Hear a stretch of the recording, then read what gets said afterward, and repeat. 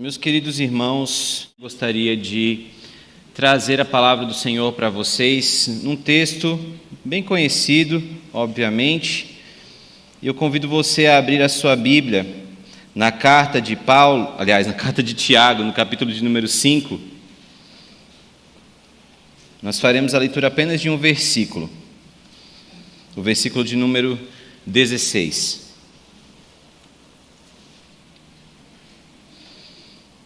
Carta de Tiago, capítulo 5, verso de número 16. Façamos essa leitura todos juntos. Diz assim a palavra do Senhor: Confessai, pois, os vossos pecados uns aos outros, e orai uns pelos outros, para serdes curados. Muito pode, por sua eficácia, a súplica do justo. Vamos nos dirigir ao Senhor mais uma vez em oração. Bendito Senhor, louvado seja o teu santo nome por tua palavra. Diante dela, Senhor, nós somos expostos. E o Senhor tem a graça de expor a sua palavra para esses corações, ó Deus, muitas vezes endurecidos pelo pecado, mas que nenhuma dureza, Senhor, pode resistir à doce voz do Senhor, que também, ó Pai, é uma voz como de um trovão, que pode até destruir o cedro do Líbano, ó Deus. Pode muito bem quebrar o nosso orgulho, a nossa dureza, para nos fazer mais parecidos com Cristo. Por isso, ó Deus, nós pedimos que o Senhor venha nos conduzir, ó Pai, nesse momento. Tanto o pregador que vai expor a Tua palavra, quanto a igreja do Senhor como um todo, ó Pai. Para que, de fato, a nossa resposta não seja outra, senão obediência e gratidão pelo que o Senhor tem feito. Em nome de Jesus é que nós oramos. Amém. Meus irmãos, há umas 2 semanas atrás eu vi um vídeo que chamou muita atenção na internet, que falava a respeito de uma igreja católica na Suíça que recentemente implantou uma nova ideia de confissão de pecados. Eles criaram uma inteligência artificial, aonde ali no confessionário, se você já foi católico, você vai lembrar bem disso. Se você não foi, imagina como é nos filmes e é bem parecido. No confessionário, que é aquela pequena saleta, feita de madeira geralmente, tem um pedaço de madeira, com uma tela que separa os dois indivíduos, quem vai ouvir a confissão e quem está se confessando. E eles criaram uma inteligência artificial que simula o rosto do Cristo renascentista, europeu, enfim, e ele ouve a confissão da pessoa. Você chega, aperta um botãozinho, aciona essa inteligência artificial, ela vai ouvir o que você está dizendo e depois ela vai dar o parecer dela. Simples assim. Essa ideia futurista chamou a atenção do mundo inteiro, nos chama a atenção porque a Suíça é um ponto onde a reforma foi muito forte, mas ela reflete algo muito preocupante, porque ela vai diminuindo o peso, vai trazendo para nós uma banalização de algo tão primordial para a igreja cristã como a confissão de pecados. E por mais que pareça para você algo pontual, você vai dizer talvez assim, mas isso é contexto da Igreja Católica Apostólica Romana, isso é Europa, lá eles já estão muito frios, não tem nada a ver conosco. Bom, recentemente nós tivemos um culto sendo realizado por inteligência artificial, numa realidade virtual. Há alguns anos atrás, algumas pessoas foram batizadas virtualmente, colocando a cabeça dentro de um balde. Há alguns outros anos atrás, talvez na mesma época, muitas pessoas participaram de ceias feitas também de maneira virtual, em sua casa, com qualquer elemento que encontrasse por perto.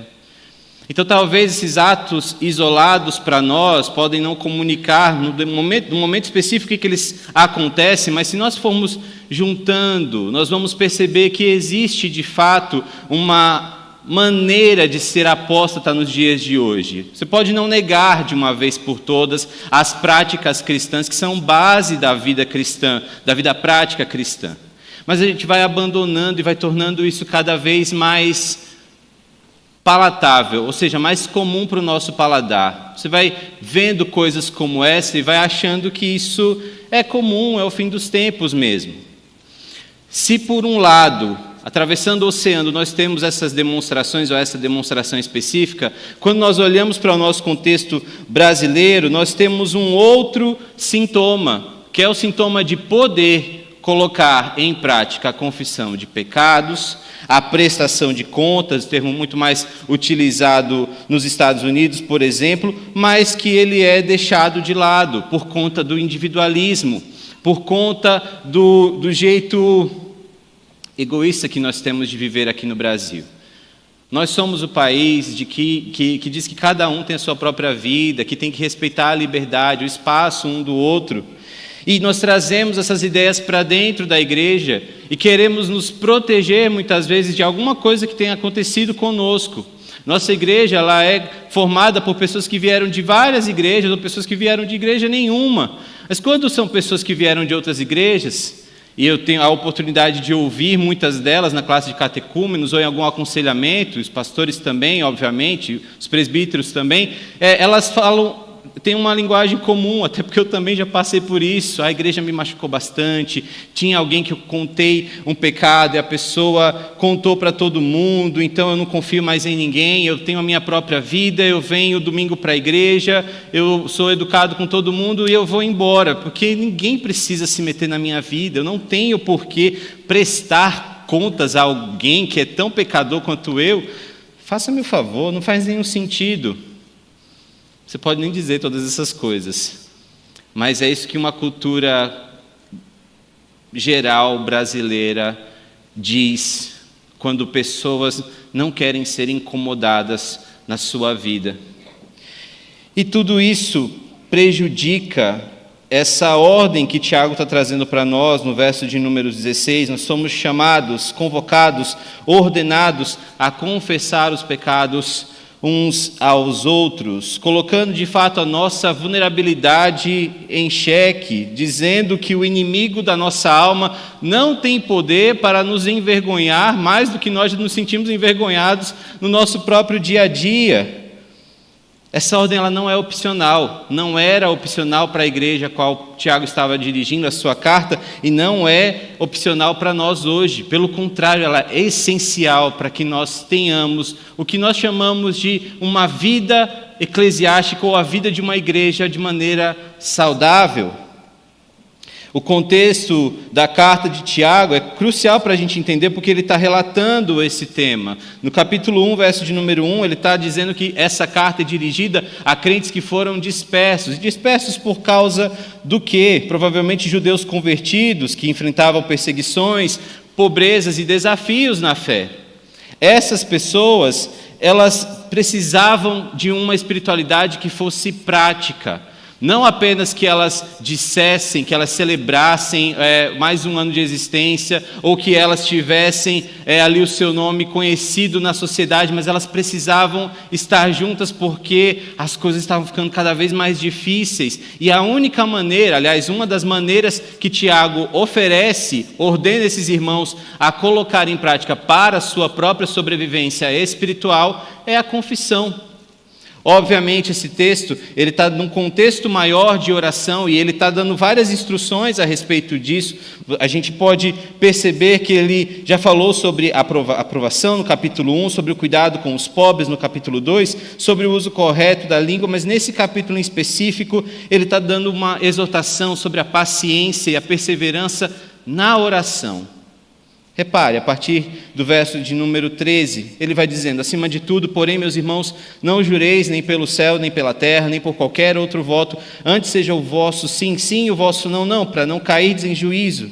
Está alguém entre vós sofrendo? Faça oração. Está alguém alegre? Cante louvores. Está alguém entre vós doente? Chame os presbíteros da igreja e estes façam oração sobre ele, ungindo com óleo em nome do Senhor. E a oração da fé salvará o enfermo e o Senhor o levantará, e se houver cometido pecado, ser-lhe-ão perdoados. Até aqui nós temos um contexto, um dos poucos contextos no Novo Testamento que apontam para a cura física na prática da igreja cristã. Não falando dos evangelhos em específico, onde Cristo curava, e enfim. Mas agora, a partir do verso de número 16, o contexto ele entra na nossa vida espiritual, naquilo que nós não podemos ver, mas que de mesmo modo necessita de cura, porque o pecado é a doença mais perigosa, mais contagiante, mais viral e mais difícil de ser combatida de todos os tempos. E se não fosse o médico dos médicos, se eu posso usar essa expressão que viesse ao nosso encontro e nos desse não apenas o antídoto absoluto em Cristo Jesus, pelo sangue do Cordeiro, e o que nós devemos fazer, quais remédios nós devemos tomar, nós continuaríamos escravizados por essa doença. Então é importante que nessa noite nós coloquemos um zoom nessa palavra, nesse versículo sobre confissão. Enxerguemos a importância da confissão na vida dos cristãos. E é bem simples, nós precisamos apenas compreender as duas ordens que são inseridas aqui nesse contexto e a razão pela qual essas ordens podem e devem ser aplicadas. E a primeira ordem é confessai, mas confessai uns aos outros. A palavra utilizada aqui, o verbo utilizado, sugere uma confissão aberta, pública e principalmente sincera. Não se trata de um ritual vazio, não se trata apenas de um protocolo, de algo que precisa ser feito para alcançar um outro objetivo popular ou algum nível dentro da igreja. Enfim, ela tem a ver com um ato de ceder a todo o peso que você carrega pelo pecado, a toda injúria que é você viver sobre a culpa e a vergonha que o pecado traz sobre você, e fazer isso junto com outro irmão.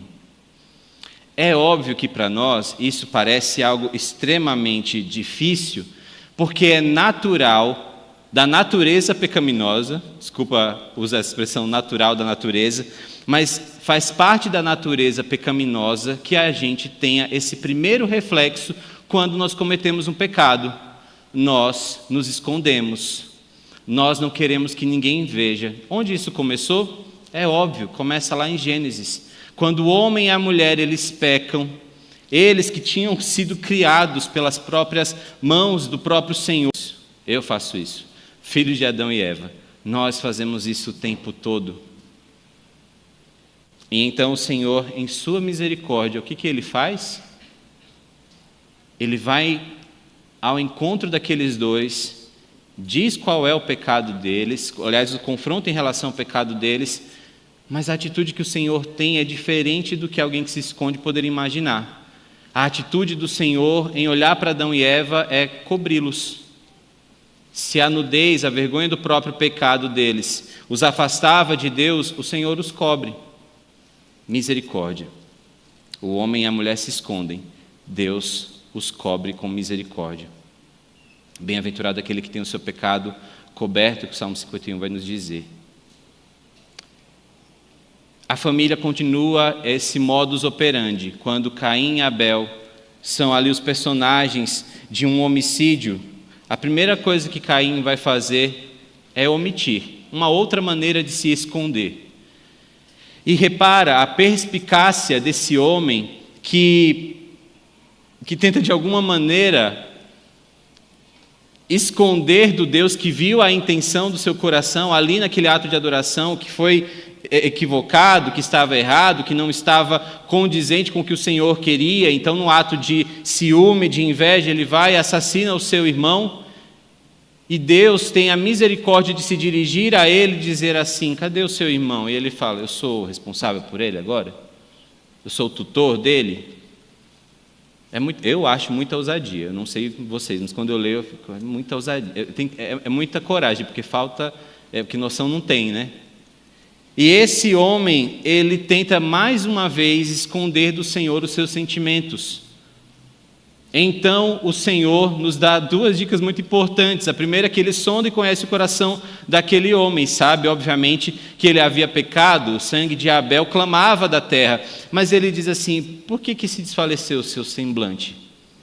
Parece que não, mas o nosso corpo vai denunciar muitas vezes o que o pecado está fazendo na nossa vida. O que nós lemos no Salmo de número 32, ele é uma realidade. Quantos maridos ficam irritados, grosseiros, porque eles estão vivendo uma vida de pecado, e pensam em todos os pecados possíveis. Pode ser até mesmo a falta de fé no Senhor, não precisa ser especificamente pecado de moralidade. e eles começam a agir de maneira ríspida com as pessoas da família. Quantas mulheres começam de alguma forma a agir como se estivesse culpando o marido de algo que elas mesmas não conseguem lidar, e aí elas podem não responder de maneira rixosa, mas elas começam a ser frias.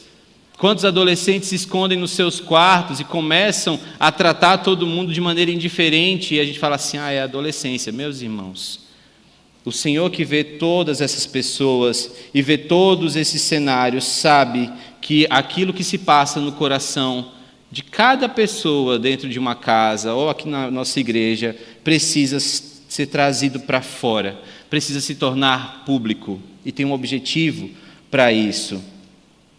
Só que essa confissão ela não pode ser feita de maneira apenas secreta. Nós somos ensinados, obviamente, pelo Senhor Jesus, de que se nós queremos orar ao Senhor, nós fazemos isso no recôndito do nosso quarto, nós trancamos a porta e o buscamos de maneira secreta, e o Pai que ouve secreto ouvirá a nossa oração. Nós sabemos disso, mas no tocante à confissão, no que diz respeito a colocar o nosso pecado para fora, não existe outra saída. Não existe uma outra possibilidade, senão que as pessoas, algum irmão na igreja, possa ser objeto de Deus, instrumento de Deus, para que você tenha o seu pecado curado, sarado. E isso precisa ser feito de maneira pública, porque ninguém confessa para dentro. Qual que é o ganho de se confessar algo para si mesmo? Você está apenas se afirmando. Mas a palavra utilizada aqui para confessar é a mesma palavra que Cristo utiliza para dizer, olha, se vocês me confessarem diante dos homens, eu os confessarei diante do Senhor também.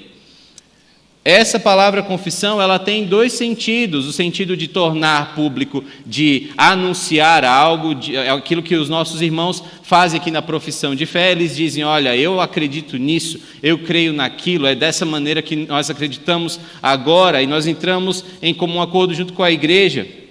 Mas ela também tem esse impacto da confissão de pecados. E isso no Antigo Testamento também era visto dessa forma. As palavras utilizadas no Antigo Testamento para isso tinham o mesmo objetivo: confessar, dar graça, e era o contexto que mudaria isso. Em Levítico 5, verso de número 5, diz que quando alguém for culpado de qualquer dessas coisas, confessará aquele que pecou. O contexto é uma confissão acompanhada por um sacrifício para expiação do pecado.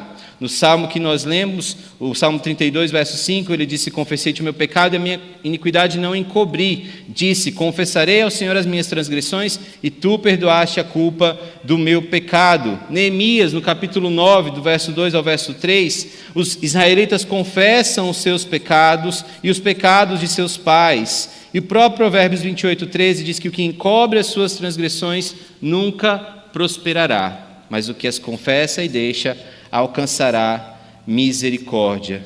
No Novo Testamento, Mateus 3, 6, diz que os que eram batizados por João Batista no Rio Jordão confessavam os seus pecados, nesse contexto de arrependimento público, acompanhado pelo batismo.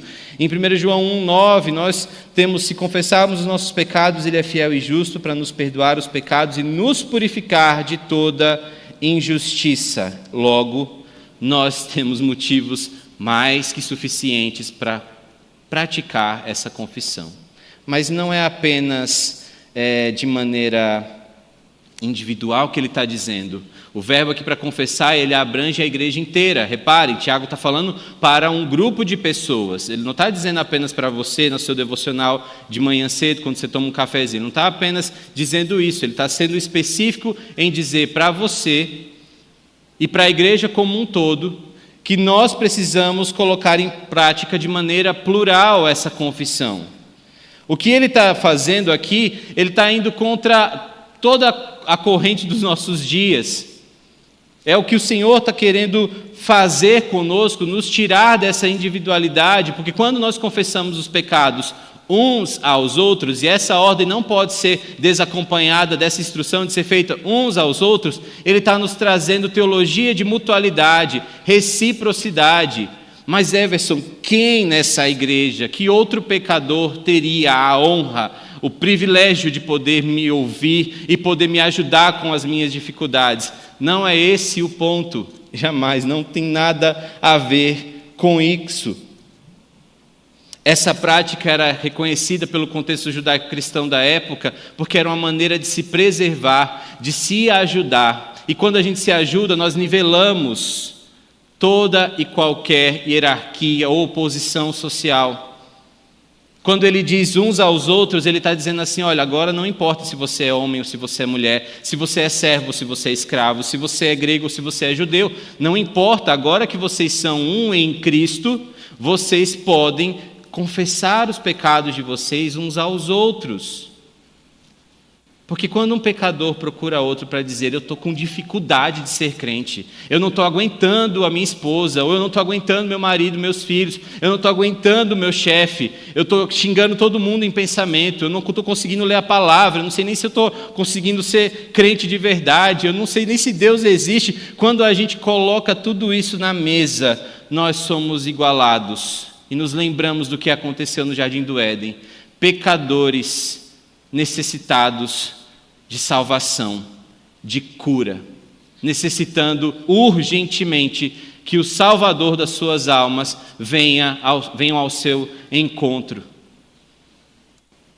Mas por que então que para nós, ou para os católicos ali da Suíça, os fiéis daquela igreja, é importante que tenha uma representação que pareça a mais santa de todas para poder ouvir os seus pecados? Por que isso é tão importante? Existe um contexto para isso. Como eu disse para vocês, no começo da igreja primitiva, a confissão era pública, era feita diante da comunidade. Então, coisas como pecados graves, como apostasia, assassinato, adultério, eram acompanhados por atos de humildade, de humilhação, jejum. Alguns eram excluídos temporariamente da comunhão, mas de acordo com o seu arrependimento eles retornavam à comunhão.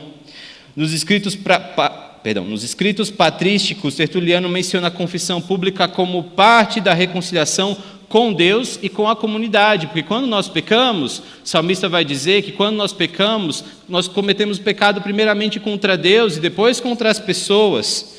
Santo Agostinho, Agostinho de Hipona, enfatizou a necessidade de confissão para purificação e reconciliação lá no século IV.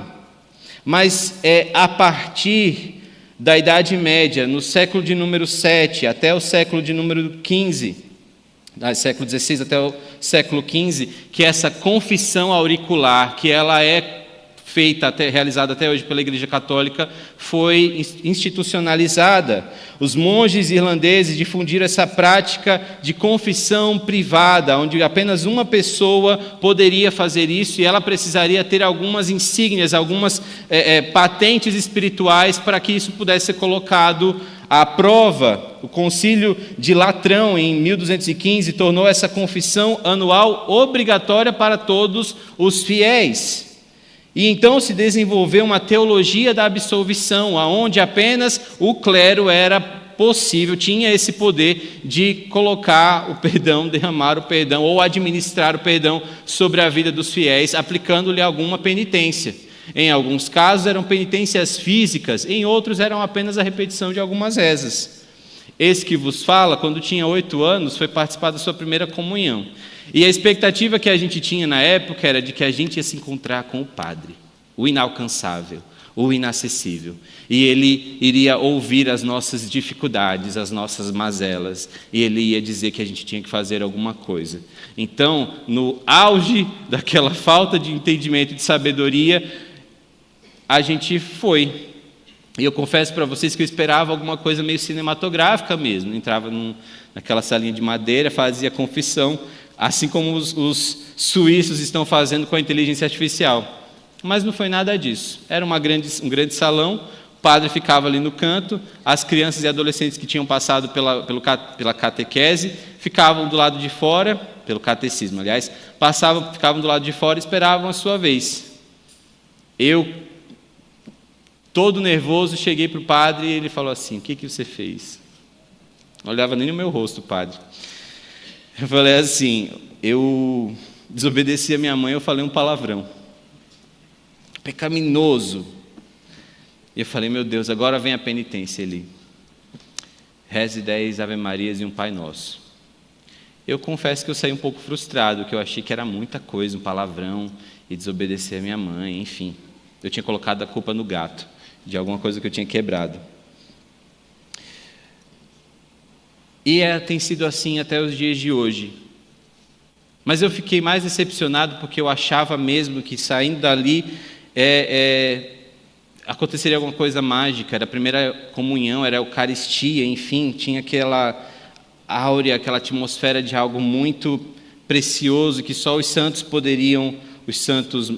beatificados poderiam participar. E é só no século XVI que, com a reforma protestante, Lutero rejeita essa confissão auricular obrigatória e enfatiza exatamente o que Tiago está dizendo no verso de número 16, a confissão feita a Deus entre os irmãos em Cristo Jesus. Pois bem, meus irmãos, uns aos outros é a maneira pela qual nós temos de experimentar a cura para esse pecado, para essa doença terrível que nos assedia. No vídeo que eu mostrei para vocês, e se vocês quiserem eu posso compartilhar lá no grupo da igreja, uma das fiéis daquela igreja, ela diz assim, nossa, eu me senti aliviada, porque ele falou algumas coisas, e eu fiquei bem entristecido com a maneira como as pessoas que foram entrevistadas falaram a respeito disso. Elas disseram assim, eu fiquei aliviada porque ele trouxe alguns conselhos bem cristãos, assim. Algumas coisas foram muito boas.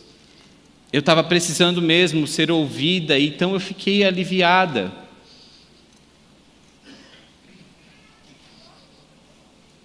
Se isso acontece com alguém que desconhece a profundidade da palavra e a seriedade da confissão feita em nome de Jesus, o que aconteceria com os crentes que buscam viver uma vida conforme as Escrituras, de maneira fiel à palavra, e que sabem que a igreja do Senhor é o corpo de Cristo, e que cada membro do corpo tem a sua função, inclusive de ser um ouvido bem aberto, um ombro para poder chorar, braços para poderem abraçar, mãos estendidas para acudir e principalmente para juntos de joelho buscarem o Senhor, que vai trazer cura para o nosso coração adoecido pelo pecado. O próprio Cristo nos chamou para Ele, dizendo, vinde a mim todos vós que estáis cansados e sobrecarregados, e eu vos aliviarei. Mas ninguém consegue fazer isso junto. É o que a palavra do Senhor nos diz em toda a história bíblica. De Gênesis a Apocalipse, a ideia da revelação de Cristo, a revelação progressiva mostra um povo sendo formado para junto, nas bodas do Cordeiro, sem mais a agressão do pecado, confessarem que só Ele é o Senhor. Confissão também. Meu irmão, você talvez esteja muito tentado a continuar mantendo a sua vida numa privacidade falsa, querendo dizer para as pessoas que você é bom demais como cristão, e as pessoas só precisam não saber do que você faz de errado, e vai dar tudo certo, mas uma hora ou outra você não vai aguentar. E pior ainda é você viver com a ideia de que você não precisa ser curado desse pecado e de que ninguém precisa saber, porque a sua reputação ela é mais importante do que a sua vida em santidade como corpo de Cristo, porque Deus está vendo cada minuto da sua existência e Ele sabe que você precisa se render. Esse orgulho que te impede de encontrar no outro irmão a mão estendida do Senhor para poder se levantar da queda que foi muito grande contra a sua vida, não deixa com que você experimente essa cura, que ela é feita na intercessão do outro. A gente não precisa esperar as coisas ficarem piores para a igreja cristã. A gente não precisa esperar que tudo fique mais difícil aqui no Brasil para os crentes. Nós já vivemos tempos difíceis demais e temos a liberdade de poder contar um com o outro. Isso faz com que a família de Cristo seja importante e ela seja eficaz também. Não negue isso, não ceda a isso, não caia na armadilha do diabo de achar que você vai conseguir vencer esse pecado sozinho. Você não vai. Você não vai. E é possível. Vejam o cuidado da minha palavra. É possível que o seu corpo já esteja dando sinais de que você não aguenta mais essa vida pecaminosa que você está levando. E por que confessar o pecado uns aos outros é tão importante? Porque quando nós confessamos e oramos, nós somos curados e experimentamos o terceiro ponto desse versículo, que é a eficácia da oração. Muito pode, por sua eficácia, a súplica do justo. O termo utilizado aqui indica que essa oração ela está em operação por meio do poder de Deus. Nós não somos supersticiosos que acreditam que apenas dizer em nome de Jesus no final das nossas frases vai tornar tudo agora magicamente validado no céu. Não, a nossa oração em nome de Jesus coloca de fato Jesus como nosso representante. É por isso que temos o Espírito Santo para nos filtrar as orações e levá-las ao próprio Senhor, porque o nosso advogado, o próprio Jesus Cristo, nos ajudará diante de Deus para que essas orações sejam respondidas. E vejam que essa expressão, a súplica do justo, não faz da pessoa que está ouvindo a sua oração mais poderosa. Nós ainda estamos falando de pecadores juntos pedindo perdão ao Senhor. Mas o justo aqui é alguém que pelo sangue do Cordeiro foi purificado e teve o seu pecado justificado diante de toda a lei. Então essa pessoa aqui, ela é habilitada pelo poder de Deus, pela palavra de Deus, pela ação do seu Espírito, a ouvir o que um outro pecador tem a dizer. Quando nós confessamos nossos pecados, nós não podemos jamais ter essa ideia de vamos ver o que esse infeliz tem a dizer. Eu sabia, né? Ou algo assim do tipo.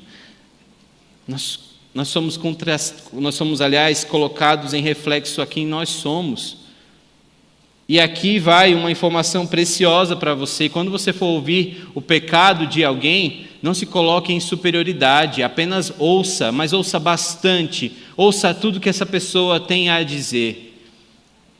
E é importante que isso aconteça, porque muitas pessoas, quando procuram para contar o pecado, elas estão tão travadas pelo pecado que elas não sabem nem o que dizer, elas querem omitir mais informações, e a gente tem que ficar, de alguma forma, instigando elas a contarem. Mas lembrem-se, nós somos todos necessitados do Cristo perdoador, nós somos todos alvos da redenção do Cordeiro, e nós precisamos de cura.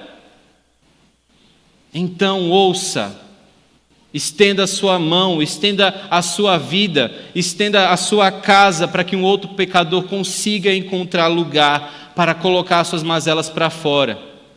E você que vai confessar o pecado, abra mão de querer aparentar ser crente demais, não vai funcionar. Não vai funcionar, você precisa de fato assumir sinceramente, porque é o Senhor quem viu tudo, quem sabe de tudo. E agora, quando esses dois pecadores estão despidos das suas vaidades e conseguem, de alguma maneira, se identificar, e essa é a parte que eu acho mais importante, quando o pecador ouve o outro, ele faz assim, você também? Às vezes eu não quero ir para a igreja. Eu também, às vezes não quero, não consigo ler a Bíblia. É terrível, eu sei que está errado, Mas também não vá buscar um cúmplice para o seu pecado. Se você tem uma pessoa preferida para confessar, e você diz que é porque é uma pessoa de confiança, e na verdade é só alguém que vai passar a mão na sua cabeça, saia disso também. Você precisa de um outro pecador que vá, de alguma forma, pela ação do Espírito Santo, lhe conduzir às Escrituras para dizer, olha, nós erramos aqui, é aqui que você está errando. E a palavra do Senhor diz que tem conserto dessa maneira. E assim nós vamos experimentando essa eficácia de pessoas que foram justificadas. Tiago cita então no verso de número 17, ainda de Tiago 5, Elias sendo um exemplo, embora semelhante a nós, sujeito aos mesmos sentimentos, orou com instância para que não chovesse sobre a terra, e por 3 anos e 6 meses não choveu. E orou de novo, e o céu deu chuva, e a terra fez germinar seus frutos. Para os judeus, Elias era visto como um profeta que representava a fidelidade e a oração eficaz, mas que representava também essa proximidade com Deus, porque foi alguém que não experimentou a morte. Mas olha como a Bíblia ela é maravilhosamente conduzida, aliás, ela nos conduz a enxergar a verdade pelo que nós falamos até agora.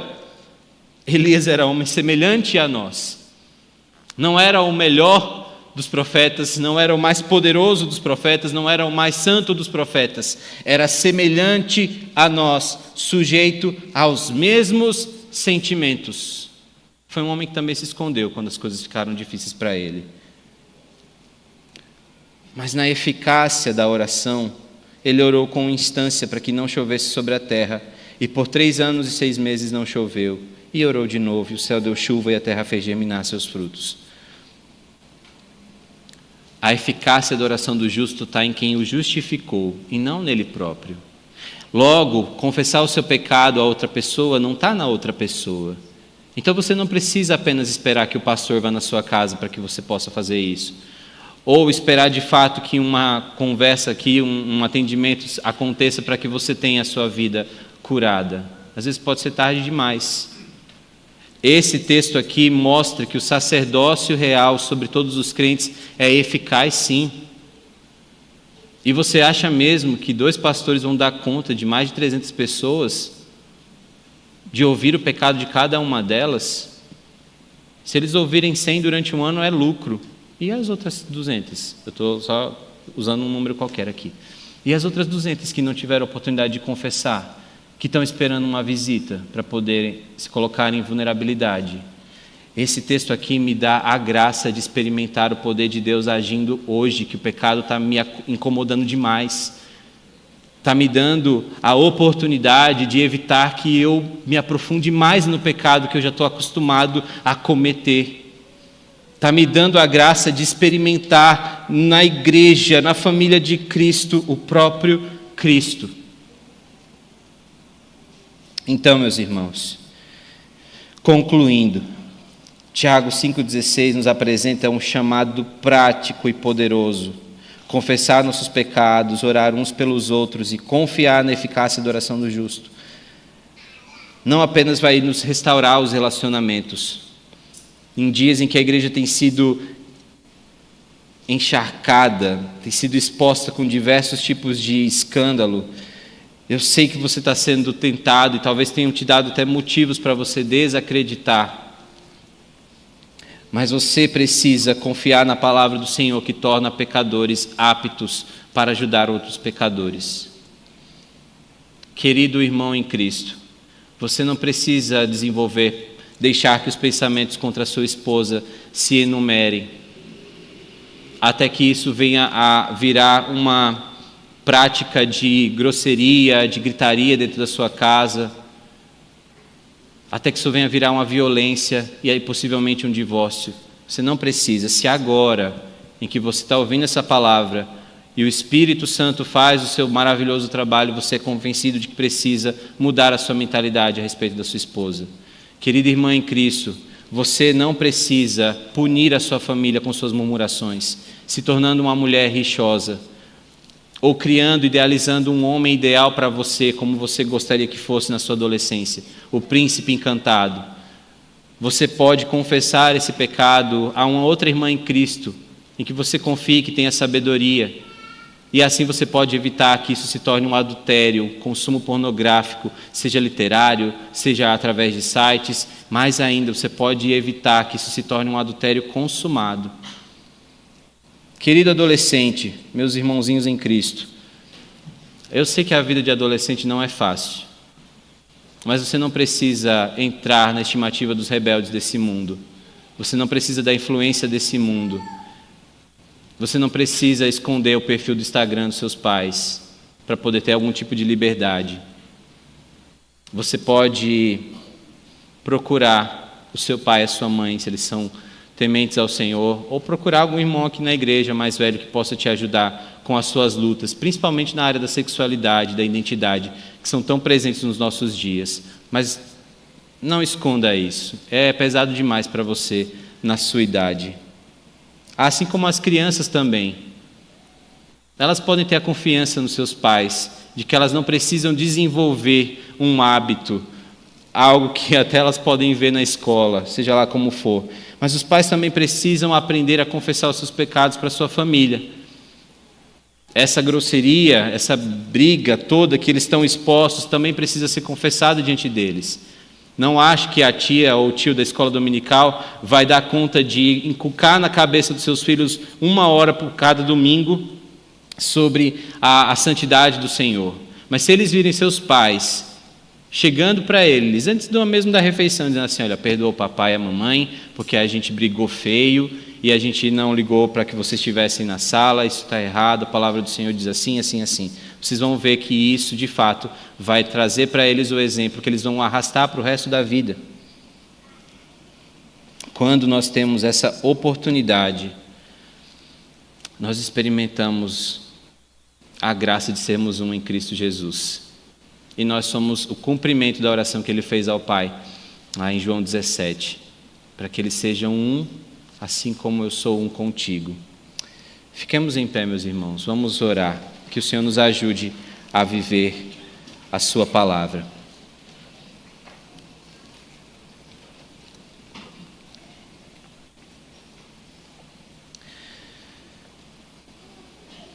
Bendito Senhor, obrigado, aliás, nós agradecemos, porque a Tua graça nos conduziu até a Tua palavra. Senhor, nós confessamos que somos individualistas, egoístas, que muitas vezes a opinião dos outros, ó Pai, nos molda em alguns dos nossos hábitos, faz com que nós sejamos, ó Pai, atores, tentando de alguma forma dramatizar uma piedade que nós não vivemos, uma piedade que é apenas vista, mas que pouco experimenta o poder do Senhor. Senhor, nós sabemos que somos falhos, preguiçosos, tímidos também, no tocante à timidez bíblica que nos atrapalha de viver a espiritualidade em Cristo Jesus. E por isso, Senhor, nós não aproveitamos a graça de pertencer a uma família que se ajuda, que se compreende, Senhor, como pessoas carentes da Tua graça. Por isso, Santo Deus, que o nosso Consolador, o Espírito Santo, nos convença, ó Pai, desses procedimentos errados. Nos ajude, Senhor, em nossas mazelas e nos faça confiar, não no homem, mas nos justos que o Senhor juntou numa igreja como essa. Senhor, nós somos gratos pelos 50 anos dessa igreja e pedimos, Senhor, que com essa maturidade não falte em nós, ó Deus, a humildade, a simplicidade, a dependência, a vulnerabilidade de crianças, porque delas é o reino dos céus, e elas são um modelo pelo qual nós devemos, ó Pai, caminhar. Senhor, quantas vezes nós somos assediados por um pecado que nós não sabemos nem assimilar direito, nós não sabemos qual foi a origem, qual foi a raiz de amargura, Senhor, que nos fez sermos tão defensivos, tão arredios, evitando tanto, Senhor, a comunhão dos santos. Mas o Senhor sabe. Por isso, Santo Deus, nos conduza a esse caminho de arrependimento.